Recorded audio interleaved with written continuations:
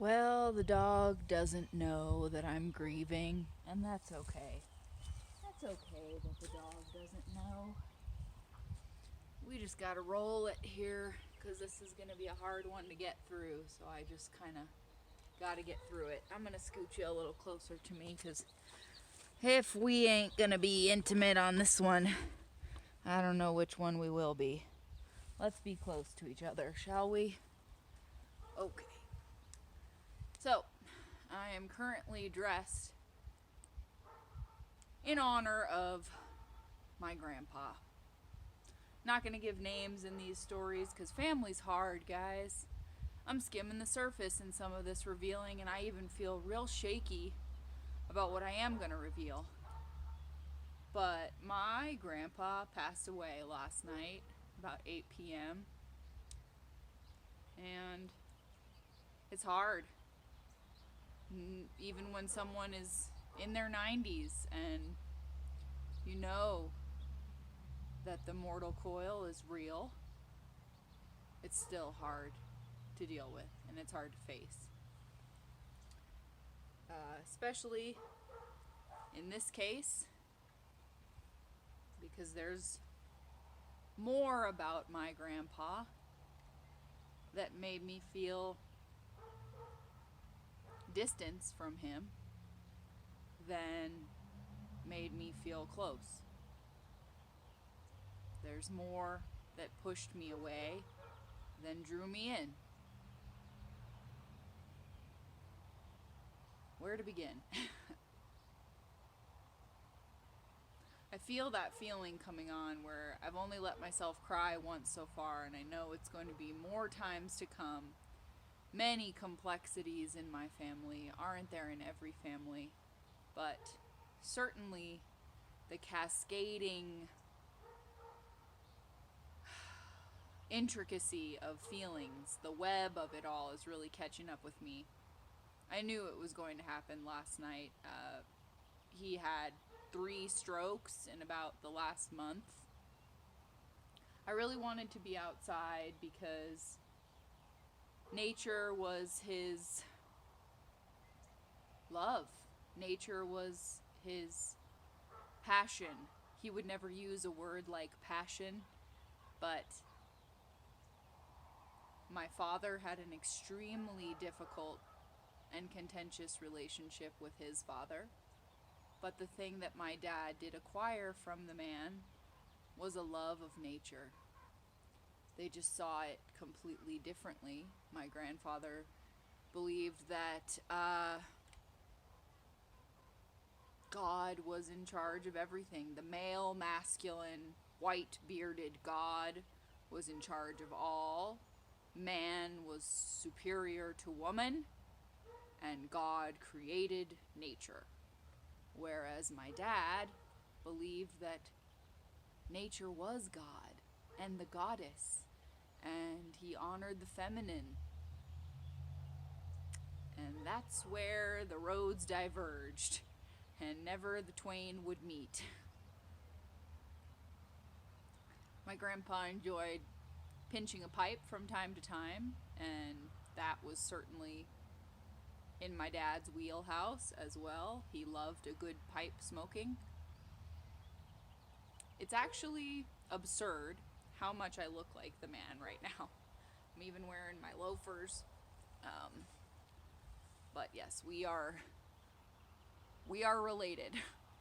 I can make my face like him, and man, can I ever see it. It's right there. It's just hard to care so much and also feel.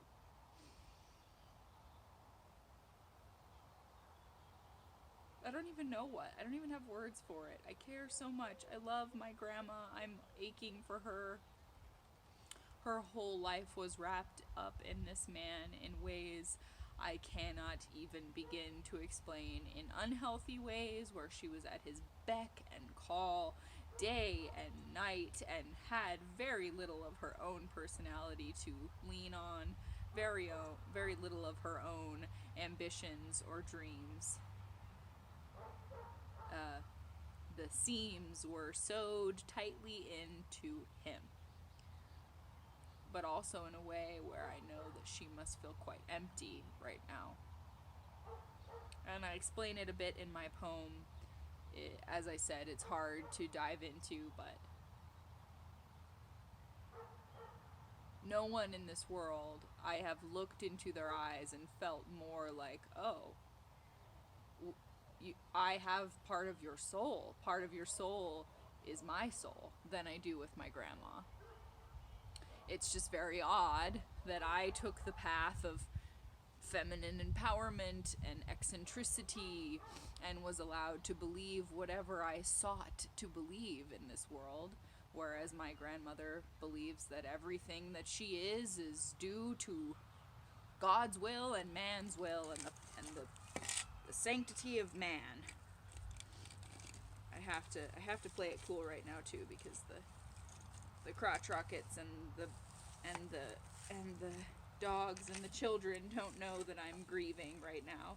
I mean, I'm trying to have a moment of grief, and I'm trying to get these, good grief, I'm trying to get these antlers to stand up, and they won't, because it's a moment that I'm trying to make work, and it's just gonna frustrate me because I want it to work. It's okay. We're getting through it. I'm showing you my vulnerability. I'm all over the place. I'm feeling so many things right now. There we go. Oh, not so much. Not so much. Not gonna help me at all, are ya? Come on. Yes. Yes. Right. So, feeling a lot of pain for my grandma right now. Feeling a sense of relief that some people may not understand, but I certainly do, because my grandfather lost both of his legs in the past few years. No one in our family really talks about things. There's a lot that is sort of brushed aside and not discussed. No one really explained why both of his legs had to be amputated. There's a lot of mystery. There's a lot of unspoken things. But he had a series of gangrene, a series of infections, a series of bad things went down, and he lost both of his legs. And in the past few months, he had 3 strokes, as I said, and had another gangrene infection in one of his stumps, one of what used to be his leg. So the pain was tremendous, and priests came in. Several priests read several rites and sacraments, and it really tried to keep him clinging on for a long time. That's all I can say.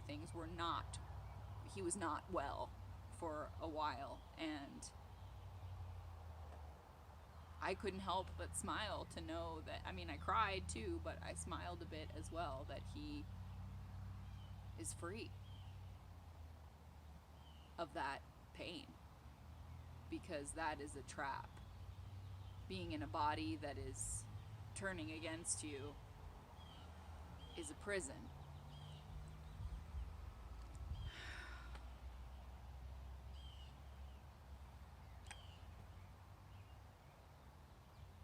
A lot of heaviness. I'm just kind of trying to let the birds give a sermon. Feeling a tremendous amount of pressure to show up at the funeral, and I'm feeling a lot of crazy feelings about that. Family flying in from all over the country, varying degrees of taking COVID seriously. I haven't been vaccinated yet because I'm feeling a lot of fear. It's a smorgasbord of feelings and emotions, unspoken drama, lots of unraveling. And I'm feeling there's a lot of guilt in my family, a lot of guilt, whether you signed up for the browbeaten Catholicism or not. The guilt exists and persists, and it's hard to escape. But it's difficult for me because I know that my grandparents attended a Tridentine Catholic church that even most Catholics think is very extreme. The non-virgins have to wear black. The virgins wear white. You cover your head, you cover your ankles, you cover your wrists.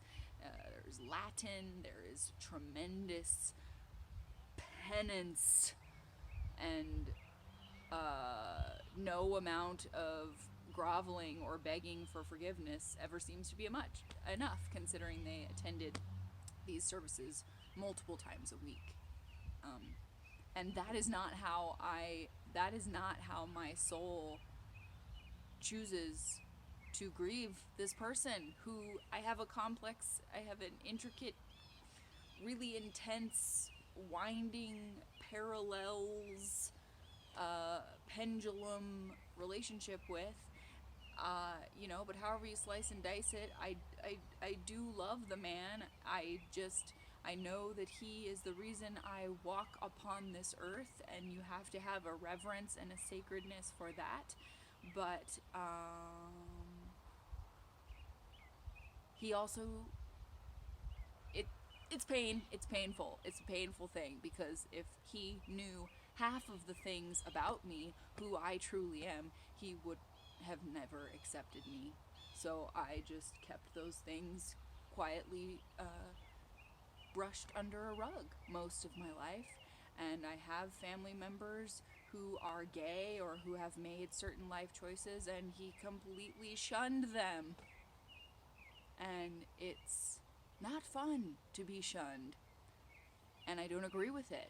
And I don't feel mentally capable of subjecting myself to that kind of torment. To nod along to these heavy-handed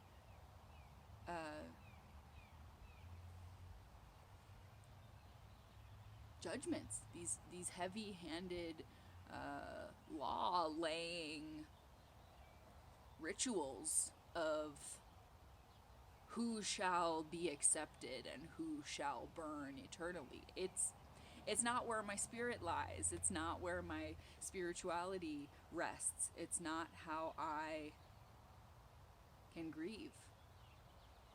That sounds like horrible trauma to me. So I don't really know what to do. I'm having a hard time figuring out what to do. So, here's me, dressed as my Gramps. That's right. I was going to go through he was many things. I brought along some things. I brought the flowers. I'm here with the Virgin Mary, whom I said my grandma dropped in the middle of the yard in the middle of the day while we were working, and she appeared as an apparition. And, she's beautiful, but she's lily white, as all representations of Jesus and Mary were in their household. Lily white and blonde, and not at all what they actually looked like. But, he was very fond of this female. Not all females, had a lot of issue with a lot of females, but this one he cared for deeply, and I hope she is nursing his pains. Honestly, I hope she is. I hope she is there to help him wherever he is. I do. Brought this out because it reminded me of him. Always the adventurer, always the hiker, and loading up the Winnebago with the 6 kids and going into the hills to get them to be quiet and stop being such pills for a minute. But he wore many hats, and so I brought my little presentational self along here. So this is me looking pretty much exactly like him. I mentioned this in a video recently that he had this exact same hat. This coat makes me feel rather like him in many ways. So we'll just shed through layers right before we get into the poem. Now this is me definitely looking a lot like him. He loved the Green Bay Packers. My father's family is from Green Bay. Again, I'm not saying names, but I will say that. So this certainly made me feel, and he always wore real big glasses like this, but always wore the buttons all the way buttoned up, and real big fan of green, real big fan of the Green Bay Packers, real big fan of hunting, very prideful, the trophies of the antlers. Again, my dad took a very different path in that he also loved hunting, but he developed much more of his sensibilities of hunting from being lucky enough to be around a lot of Native American men, and he took a much more earth-based, holy approach. But, you know, my grandpa, without realizing it, did the same thing, because he did use every scrap of that animal for jerky and sausage and summer sausage. And my grandmother makes a venison stew that has been passed along to my father. My father has made it at all of our solstice parties back when parties were a thing, and it actually converted multiple vegetarians. I kid you not, people who had been vegetarians for 20 years smelled this venison stew and did not know what to do with themselves and had to eat the venison stew because it was that remarkably good. And I'm telling you, no exaggeration, some of the best food I've ever tasted. So, big time hunter, big into the hunting. And the coolest thing about my grandparents is that they owned a candy store. And it's funny because when I was a little kid, I was really into fruit, and I was very like light on the candy. My grandma would offer me, you know, homemade chocolate covered Oreos and Bear Claws, and I'd be like, no thank you, I just had a pear. And I was really into fruit. So kind of funny, kind of a funny kid. But as I got older, I became that cliche kid in a candy store, and I was delighted that my grandparents owned a candy store, and I would eat any candy that was handed to me. So my grandpa wore a lot of hats. Later in his life, of course, he was unable to work at the candy store for, I guess, the last 10 years. Time is this crazy thing I don't understand anymore, but he was very sick for a while, and so he couldn't work there anymore. But my fondest memories of him, as I'll mention in my poem, are him making that candy and watching him and just thinking that he was magical because he could make this beautiful handmade candy. Of course, magic was evil to him, and as I said, if he read any of my journals, I don't know if he would have ever talked to me again, and that's really hard to comprehend and cope with. But that's true. So I'm going to go back to warm grandpa because that feels the most like him, but I do love these hats, and these are the actual hats that they would wear in their candy store. Weirdly even smells like the place still. It's been in my basement for a really long time, and it still somehow smells like that. Kind of crazy. But I'm going to go back to the warm version of Gramps here because it's pretty chilly out here. And I'm going to read my poem, and it's really hard to find the bravery to read this one because it says a lot about my family legacy that I'm kind of afraid to say. It says a lot about things that we don't ever really talk about in my family. Yeah, the crotch rockets definitely do not know that I'm grieving right now, but that's okay. The wind knows. The wind knows that I'm grieving. So, yep, this is how I feel most comfortable because this makes me look the most like him and it keeps me warm. So, I'm good with that. So, here we go. Day 125. I'm sorry I couldn't do a whole Cinco de Mayo jive because I actually wrote something for that, and that's kind of where my head was at, but I gotta honor the fact that my Gramps is gone.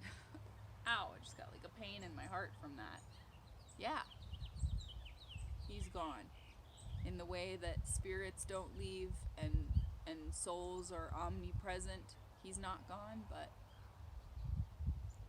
the man that I could have seen alive one last time but was too afraid because of COVID, the physical body is gone.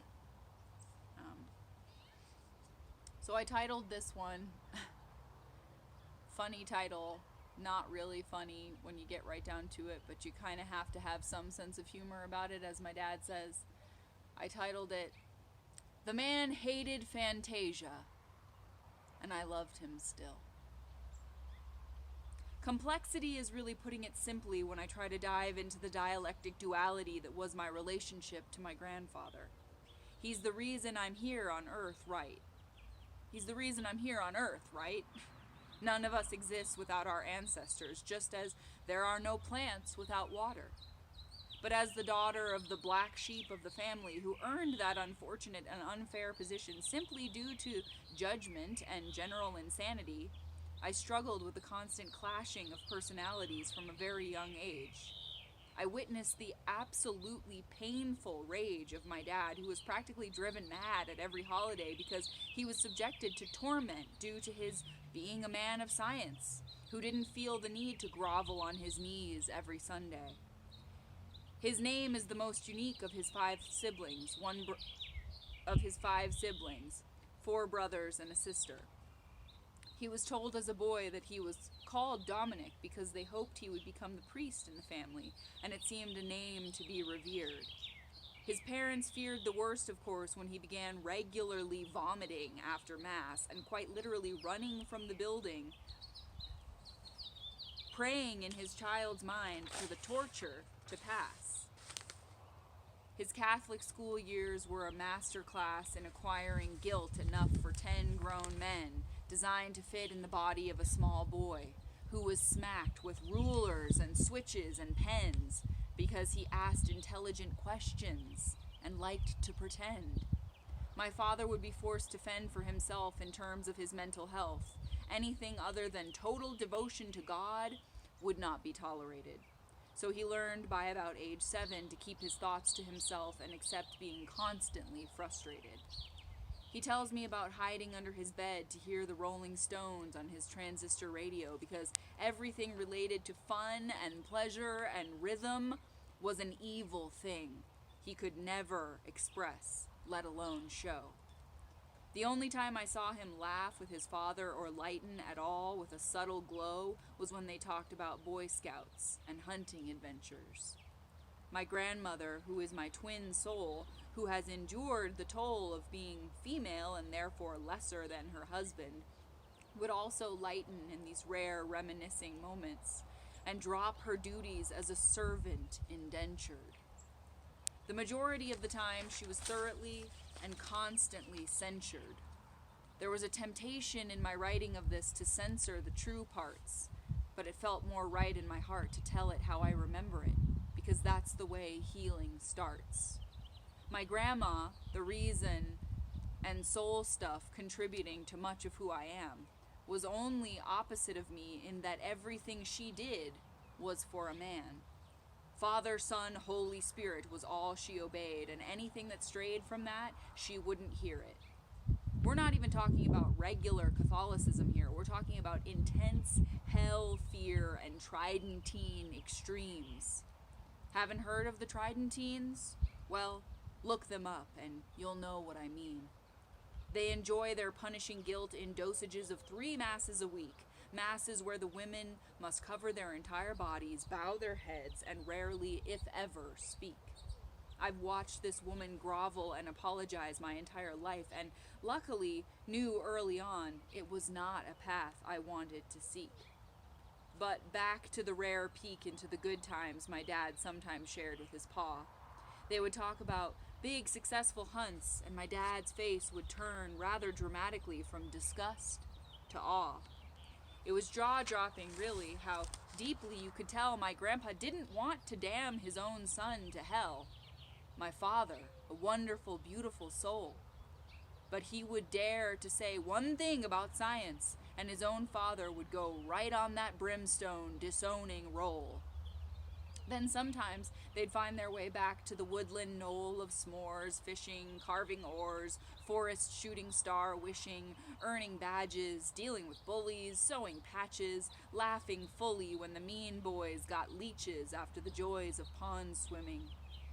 I relished those moments when you could feel their collective joy brimming, and I'd cross my fingers hoping this would be the year we'd be...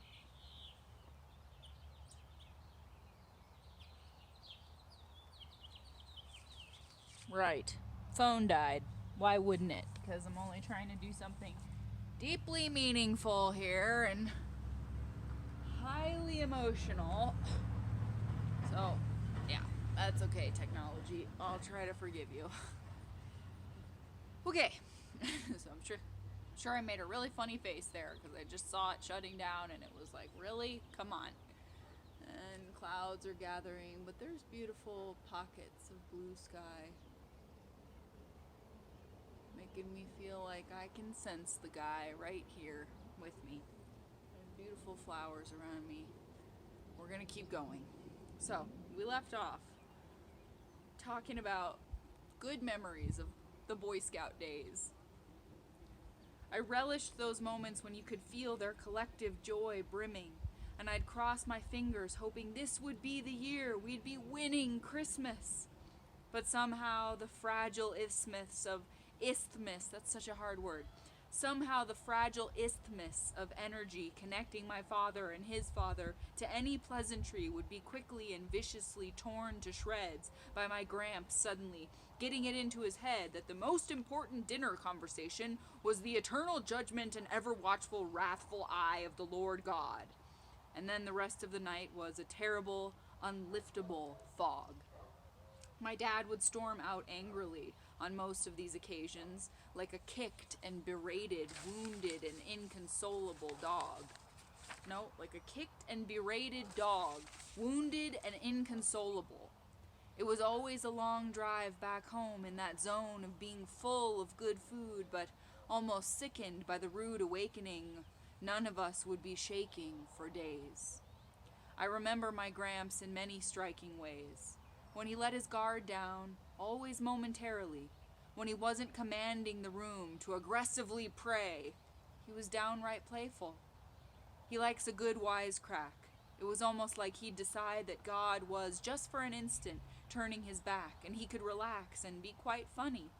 But then quickly, quick like a bunny, he'd somehow scurry back to having this knack for scolding my grandma in some way, or being angry and so damn set in his ways.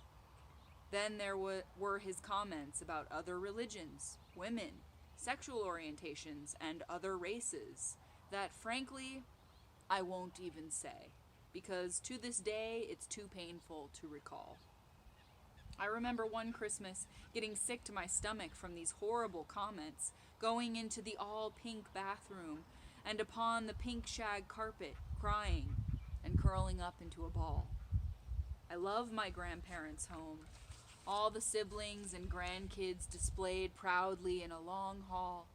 I'd stare at those pictures and think about the absolute gall of judging someone, let alone your own flesh and blood.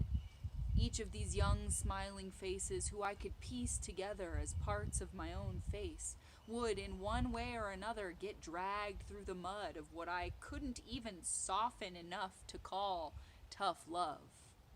It was worse than that. Constant emotional boxing gloves. But as in most families, through the grit and hardship, there is still a persistent hope to rise above that storm. My father's experience with old Dad was often far from warm, but there were, as I said, moments when they escaped the storm. Though it wasn't the norm. I asked him today about some of those lighter reflections. I told him that I remembered the small collection of tales that seemed to forge a connection with he and the old man. He told me about how all the Boy Scouts loved his dad because he'd helped them hatch mischievous plans. I was fuzzy on the details of some of these famous, lively retellings. I could hear the emotion swelling within him as he found his way to the memories. He recalled a trip where the scouts were on a reforestation mission, digging and hiking and hauling and digging all day to plant seedlings of trees. His pa was the assistant scoutmaster, and nobody cared much for the head scoutmaster, known amongst the scouts as Drill Sergeant Schmidtke. Drill Sergeant Schmidtke. He had been a Marine sergeant and earned his terrifying reputation through intimidation and reprimands aplenty. The boys were all tired and covered in dirt from their long day of planting. Schmidtke made sure to remind them that they were absolutely forbidden to get into the nearby watering hole, with his neck vein popping, ranting. He claimed they would be kicked out of the scouts if they dared push their luck, chancing it.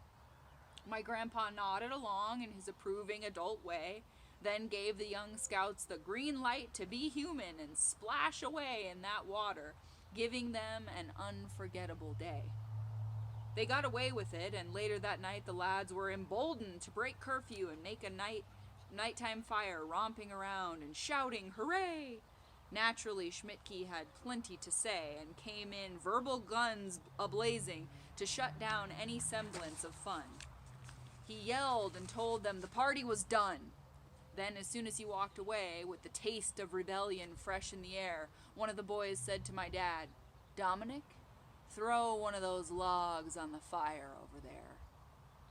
My grandpa would become drastically less lenient as the years progressed. But it was a fun moment in time they shared. My dad also reminisced on several hunting trips where he and his dad bonded over being scared. Once they were attempting to saddle a horse they'd taken up to a campsite. Well, the horse wasn't having it and put up a big fight. He threw off the saddle, but somehow became tangled in the reins and proceeded to start running in circles around the wall tent, completely deranged. It had hooked a giant log somehow with its web of tangles, and it refused to be wrangled. My dad and Gramps panicked as the horse went in circles, nearly clipping the guy ropes of the tent. Finally, they found a way to corral him just before he destroyed their mountain sleeping quarters in his angry horse vent. Like an old Western movie, they spoke to the horse and got him to see reason. They had harrowing hunting tales like this every season. Once my dad led Gramps to a very difficult spot to scope out mule deer and got him all set up so he could venture further on without him. He returned hours later and looked around in a sweat, thinking his dad was gone. He spotted him and got worried even worse. He saw his pops laying completely flat in the field and thought this trip was going to tragically end with calling a hearse. He shouted out for his dad but got no reply. He sprinted through the field thinking, did he have a heart attack and die? He got to him and was comically surprised to find he was just taking a nice midday deep snooze in the tall grass. They both laughed about it, and today my dad still found a chuckle in reliving that bit of the past. It pains me, though, to admit that the hard parts of their relationship were significantly more vast. I know there's a broken piece of my dad's heart from this turmoil that cannot be healed by a sling or a cast. Time seems unfazed by our sentiment and moves so fast without our consenting to it just flying on by. I rarely have heard my dad cry, but he certainly has done so while trying to locate the what and the why of all the tensions between himself and his old man. No one plans for these things as they find their way to catching up to us. I've seen my dad yell and shake and cuss just trying to reconcile the whole giant cavern of unsettling feelings. Every time he tried to talk to his mother, his dad would grab the phone and control the tone, and my dad would hang up, just reeling. I could see it stealing vitality from him. Never has a family so clearly been filled to the brim with patriarchal detriments. The man is always right mentality stands firmly in the way of fun and sentiment. My grandma always agreed with him and obeyed him as though to her he was heaven sent. I don't know what I'm meant to feel in my attempting to deal with all this. Speaking honestly about it is a big risk. I know if most of my family heard it, I'd get that stern, guilt-inducing tisk tisk. But I also know it hits hard to accept the bizarre truth that if Grandpa knew even the half of who I truly am, he'd have told me I was damned. And I don't have a plan in mind to find peace with that. Kinda makes me feel depressed and flat. Nobody hands you a grief map. He never wrapped his arms around me warmly. It was an obligatory, I love you. It was a goodbye formality. You can't mistake that kind of tonality, but you also can't prepare yourself properly for this sort of awful, inevitable finality. I grapple with his prejudices, his harshness, and his unrelatable mentality. But he was my Gramps.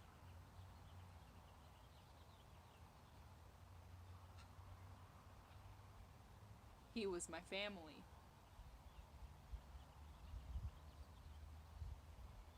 The weight of it pushes against my own spirituality and leaves me dizzy in my own constant denial of mortality.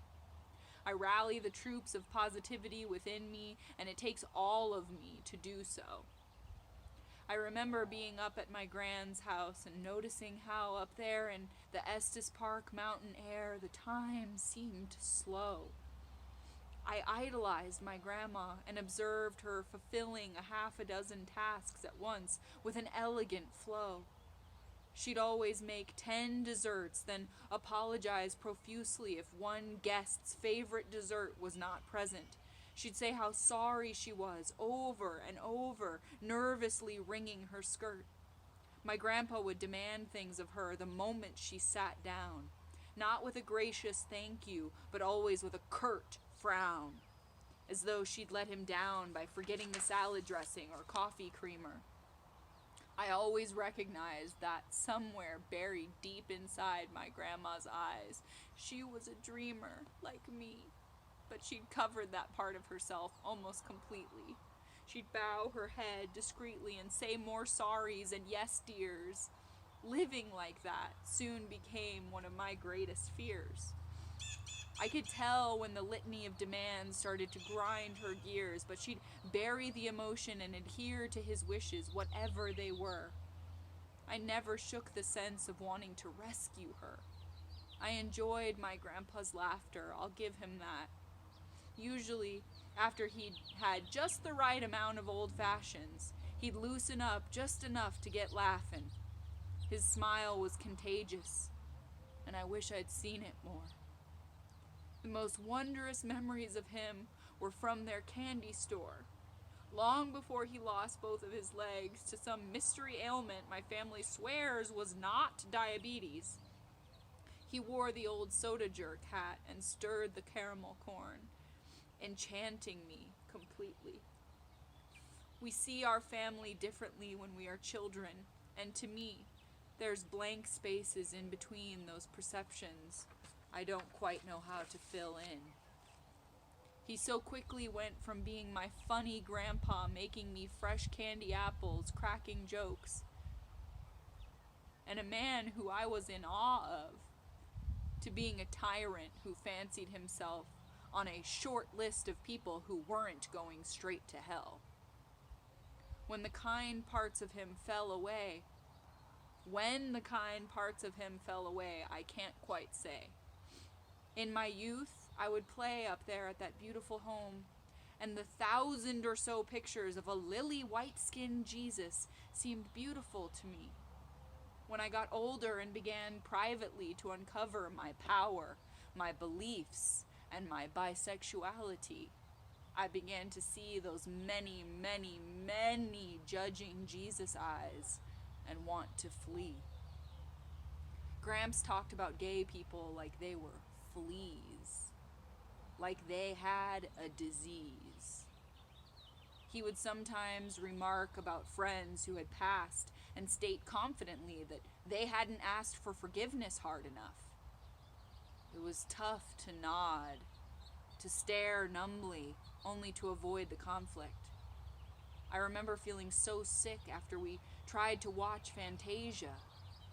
I was 7 or 8, and all I can remember was watching him erupt in disgust and hate over this great piece of magical, vibrant, cinematic beauty. He acted as though it was his God-given duty to shut down anything whimsical or fanciful as nasty, evil filth, and subject every expression of art or romance to brutal scrutiny. I don't think I ever felt close to him again after that. He did a thorough job of crushing my sentiment for him, rather flat. I felt pity as his body suffered and rapidly went downhill, but still, the lack of comfort and warmth from him was, as they say, a difficult pill I still struggled to swallow. He was a handsome young man and charming, and it doesn't surprise me that my bright-eyed, beautiful grandma chose to follow him. I know she must feel her light dimmed, and in fact find her soul quite hollow without him. These feelings are impossible to skim and even harder to dive all the way into. I do remember watching the elk with him from his remarkable mountain view. He told me facts about animals, and that was about all we could relate on. I never knew his favorite movie or his favorite song, but I'll tell you a hilarious tidbit. Somehow, through all that I just explained, you should be as perplexed as I was to learn he absolutely loved Elton John. He must have ignored a majority of the headlines, and that's fine. Sometimes that's just how survival works. We pick the facts we want to believe and brush past the faults and quirks. That, I suppose, is one of free will's perks. I find myself on a desperate mental search for the moments he was just my Gramps, instead of a holy man doing God's work. Those moments are hard to find in my mind, but as I unravel the stories amidst the glaring differences, there was some glory. I think of all those in this lineage who lived and lined the path before me. The undeniable interconnectedness somehow restores me. I hope there is gold where you are, Grandpa. Just like you imagined there would be. You and I rarely agreed, but I still hope your soul feels light and feels free. I used to lay on the soft sheepskin rug in your living room, looking at pictures of you in your youth, when you smiled more fully, knowing, even then, that you are a part of me. You are a part of the roots in my family tree. And so, even knowing all that created distance between us, I honor you humbly and deeply.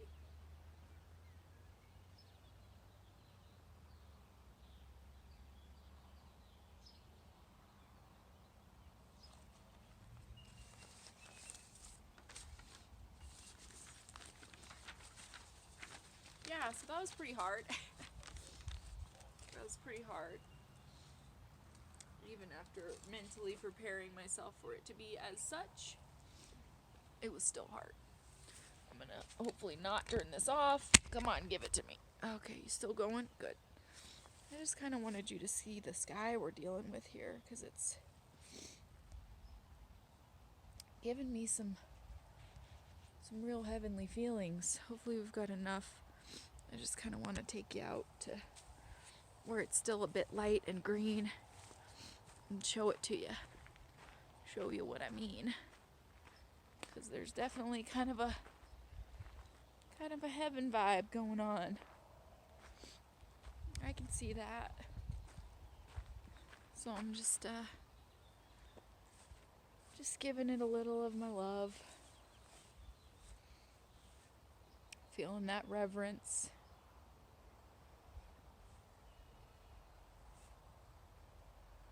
Love is hard sometimes.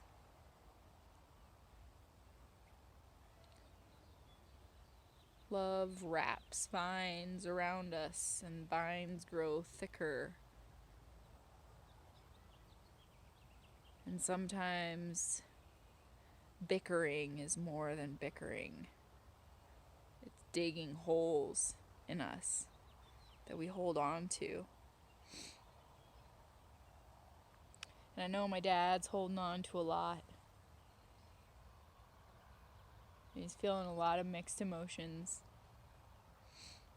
And my poem can only cover a very small puddle of the oceans that come along with such a passing. But I just wanted you to see the sky because it's really quite breathtaking and feels alive to me right now. So I'm just holding a lot on my brow right now. Holding a lot in my soul. But there's my beautiful display. And it feels very fitting for this sad day. But it's also good because he's no longer in pain. And gosh dang, do I look like him right now. It's really funny. If there wasn't so much under the rug, so to speak. If there wasn't so much hardship and difficult things that I feared to speak about, I would show you a picture, but I wish I could. I wish I could just feel like, oh yeah, that's simple. I'm just going to show you a picture of my Gramps. And not feel that clamp and that stricture of, but there's all these things. There's all these unspoken things and guilt and things he didn't know about you. Didn't have a clue about. But, it's okay. It's okay to feel completely confused when someone passes away. And there's just all kinds of stuff you never got to say or address or heal from. Okay, Mary. I think we did a good thing. I think we gave our hearts to it. So, I hope you're at peace, Gramps.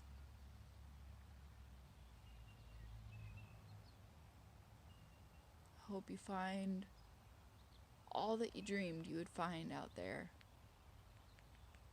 on that golden path.